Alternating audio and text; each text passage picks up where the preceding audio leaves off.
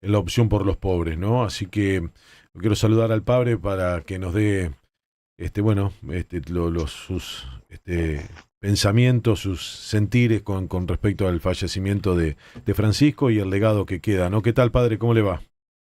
Muy buenos días, Pablo. Saludos a ustedes allí en el estudio y a la audiencia de la radio. Gracias, gracias por atendernos y por prestarse a esta charla que vamos a tener. Bueno, ¿qué es lo que tiene para contarnos en cuanto a esta noticia que sucedió ayer? Hoy es el día después del fallecimiento de Francisco. ¿Cómo queda la iglesia? ¿Quién fue Francisco? Cuéntenos qué piensa, padre. Uy, es tanto lo que hay para decir, ¿no? La verdad es que para mí a ver, yo había estado el fin de semana, estaba celebrando la Pascua en los distintos pueblos de la parroquia y venía muy cansado y además con una gripe que todavía la deben oír. Mm, Y dije, bueno, lunes a la mañana no tengo nada que hacer, voy a dormir hasta el mediodía y a las 8 me despierta el teléfono, ya venía, se ve sonando hace rato, este, y me dieron una radio colega de ustedes y me dice, no, sí, queremos hablar con usted por el fallecimiento del Papa. Y ahí me desayuné con la cosa, ¿no? No del todo inesperada, porque sabíamos el estado de salud en que estaba y que además genio y figura hasta la sepultura no había pasado mucha bolilla a lo que le habían dicho los médicos, porque priorizó, como es él, como era él, pues el contacto con la gente, el seguir mostrando su presencia, ¿no? Sin embargo, es algo inesperado en parte porque uno estaba esperanzado en que se recuperara, que pudiéramos tenerlo todavía un tiempo más entre nosotros. ujú. Y que uno puede verlo desde el lado, casi diría uno, polémico, porque efectivamente yo creo que la personalidad de Francisco ha despertado polémica, ¿no? Como la de varios papas últimamente. Eh, Y yo pensaba, por las preguntas que me hacían en la radio esta que les decía, eh, ¿qué palabra puede de alguna manera definir el papado de Sí. Francisco Mm. y al mismo tiempo que también dé cuenta de por qué es un papado polémico, no tanto al interior de la iglesia como en la esfera pública, digamos, ¿no? En lo que es la política internacional, incluso en la nacional nuestra.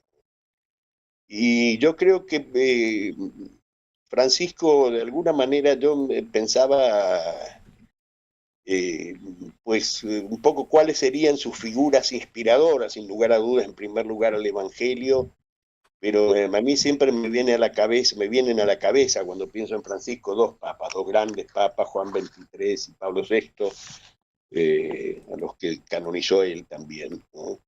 Que son los papas del concilio, que intentaron con el concilio y con sus papados, pues de alguna manera acercar la iglesia a, como dice uno de los documentos del concilio, a las alegrías y a las esperanzas, pero también a los dolores y las fatigas de la humanidad.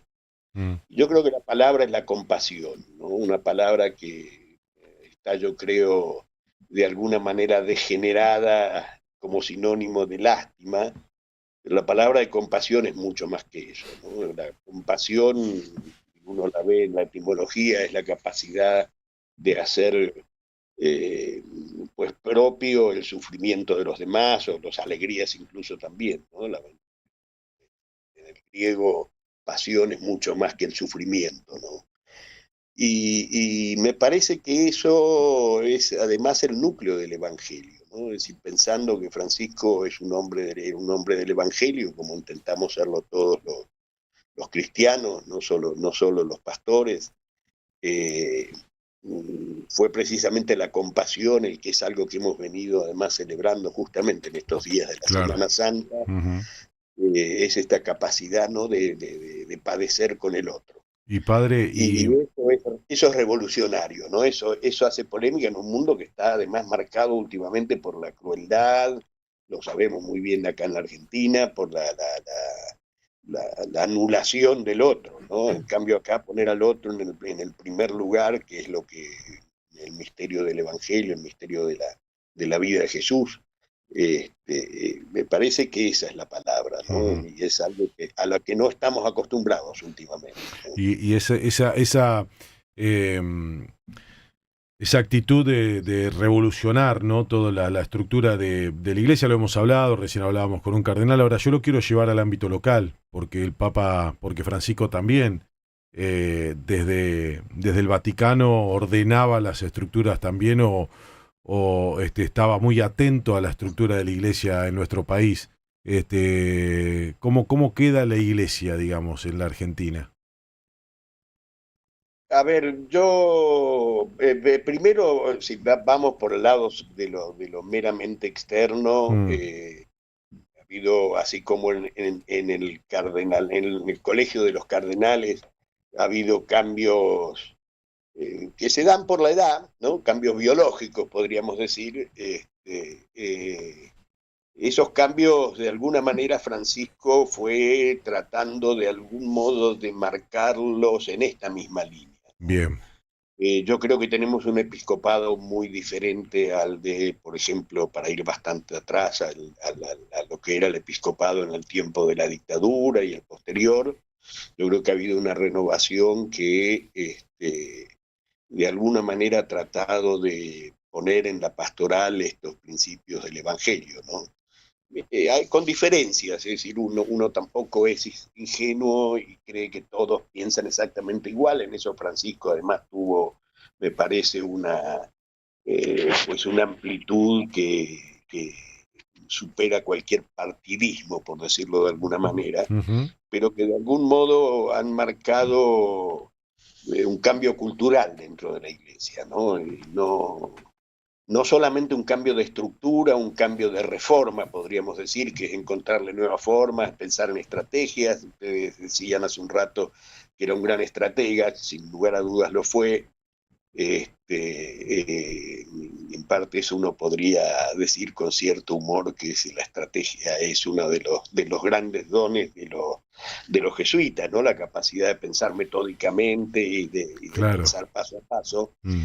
pero la reforma es algo que se queda corto, ¿no? Es decir, la reforma eh, puede cuajar o puede no cuajar, pero siempre es algo susceptible de volver a ser reformado, ¿no? Y la Iglesia siempre ha dicho, había una frase latina que dice, Ecclesia semper reformanda, la Iglesia siempre debe estar reformándose, ¿no?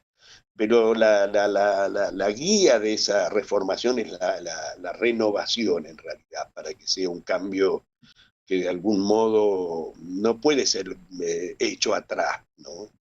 Y yo creo que volver a las fuentes del Evangelio, que me parece que esa es precisamente la espiritualidad de Francisco, pues va por ese lado, ¿no? Va por el intentar recuperar la novedad del Evangelio y pues de poner en la misma vida de la iglesia, dentro de la iglesia, como principio rector, podríamos decir, el de la compasión y la Mm. misericordia. Lo hemos visto desde el primer gesto, la primera salida de Francisco de Roma fue ir a la isla de Lampedusa a ver Claro. a los migrantes, ¿no? Que fue una de sus grandes preocupaciones durante todo el pontificado. Ayer hablábamos, Y padre, eh, con el obispo García de San Justo, y me decía eso, ¿no? Decía, lo definía como un tipo coherente, o sea, fue cura ocupándose de la justicia social de los pobres, fue papa ocupándose de la justicia social de los pobres. sí, sí, yo creo que sí. Este, yo digo, hablando, ayer tuvimos una misa, yo tengo 7 pueblos y a veces cometo ciertas herejías litúrgicas para poder acompañar a los distintos pueblos de la parroquia, y Mm, la última misa de Domingo de Pascua la celebré ayer lunes, ¿no? Y aprovechamos justamente para que fuera también una misa por Francisco, y hablábamos con la gente y la verdad es que cuando uno oye a la gente, ¿no? La gente lo expresa de una manera quizás más sencilla que nosotros que somos profesionales de la palabra, Mm. y lo cual tiene sus vicios también. Y lo ponían en algo que venimos escuchando por todos lados, ¿no? Lo que significaba la sencillez, el de alguna manera ponerse en el lugar del otro, de la cercanía, de la humanidad, y no como, ya digo, no como estrategia, sino como intento de fidelidad a aquel mensaje que nos ha entusiasmado a los cristianos durante 20 siglos, con vaivenes, con idas y venidas, con avances y retrocesos. Yo del cónclave, la verdad que tengo mis dudas que puede llegar a pasar, ¿no? Hemos vivido a lo largo de la Iglesia muchos retrocesos y muchos avances, y puede venirse un retroceso, digamos, en los que son las disciplinas eclesiásticas, pero el cambio que significa esta humanidad, de alguna manera, como decía yo también recién, nos retrotrae un poco a esa figura de Juan 23, que sigue de alguna manera para muchos de nosotros siendo eh, pues ese ejemplo de humanidad, de simpatía, que eso, la palabra simpatía en griego significa lo mismo que compasión en el castellano o en el latín. Y me parece que esa es el gran legado de Francisco, ¿no? Ya digo, en un mundo de violencia, de crueldad, esa crueldad que acá en Argentina estamos viviendo eh, cotidianamente, ¿no? Y mostrar De que mucha nosotros, desigualdad, por lo ¿no? menos, De mucha desigualdad, padre. sí, claro, por supuesto, ¿no? Es Ujú. decir, digo yo, la parroquia es una parroquia rural, y una parroquia rural que está marcada en este momento también por un avance de la pobreza y de todos los fenómenos que eso conlleva, ¿no? Es decir, cuando yo llegué acá, lo menos que se me ocurrió pensar es que me iba a encontrar, por ejemplo, con problemas de droga, ¿no? En pueblo pequeño, en rural, y sin embargo lo vemos en todas las puntas de la parroquia, ¿no? Como en la juventud está avanzando el tema de la drogadicción, de la ludopatía, es decir, fenómenos que están ocurriendo en todo el país, ¿no? Pa- Y en eso, la única posibilidad de hacer frente a eso, que significa hacer frente también a realidades políticas, a realidades incluso eclesiales, es de Angelelli, el beato mártir de aquí de La Rioja, el cual además parece ser muy buen amigo Bergoglio cuando era provincial de los jesuitas. mm. Decía hay que meter las patas en el barro, ¿no? Y si no, uno no pone los pies en el barro, pues no, en el barro de la humanidad, ¿no? No acierta a predicar un evangelio vivo, ¿no? Y yo creo que esa, entre comillas, según algunos, mundanización de la fe es precisamente la clave de la santidad del Evangelio, ¿no? Para mí, mucho más mundano es estar preocupándose, y por eso les decía, bueno, no me preocupa, pero no es algo que me determine demasiado a mí cómo suceda y quién salga del cónclave, ¿no? Sino más bien qué es lo que sucede y cómo salimos como comunidad fortalecidos por este ministerio de 12 años de Francisco, ¿no? Yo confieso que cuando eligieron a Francisco, pues tenía mis dudas, ¿no? Que Ujú. había algún otro candidato argentino que en las casas de apuestas de Inglaterra, me acuerdo que hay que se apuesta por todo, el único argentino que figuraba no era precisamente Francisco, no era Bergoglio, y respiré relativamente aliviado cuando escuché que era Bergoglio y no el otro candidato. Pero digo, esas cosas nos preocupan sin duda, pero en el fondo no nos cambian nuestra situación, por lo menos a mí como pastor, y creo que a todos los pastores, de vernos en la necesidad de acompañar a la gente en lo que padece, ¿no? En aquello que los alegra, y sobre todo en aquello con los que sufren, ¿no?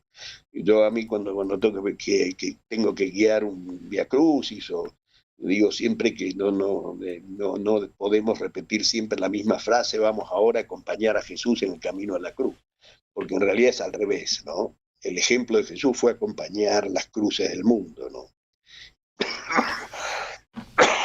Perdón. No, está bien, padre. La verdad, me encantó escucharlo, me encantó la charla. Y bueno, la vamos a seguir para meternos en lo que es la vida cotidiana y de su trabajo, como tantos otros, de la actualidad de lo que está pasando en la Argentina. Le mando un fuerte abrazo y gracias, padre. Gracias a ustedes. Abrazo grande. Padre Guillermo Fernández Beret, bueno, hablando y dejando un buen mensaje, meter los pies en el barro de la humanidad, ¿no? Para, que fue lo que hizo Francisco, bajar a la tierra, o sea, no estaba encima de nadie, era uno más. Hasta las 10 de la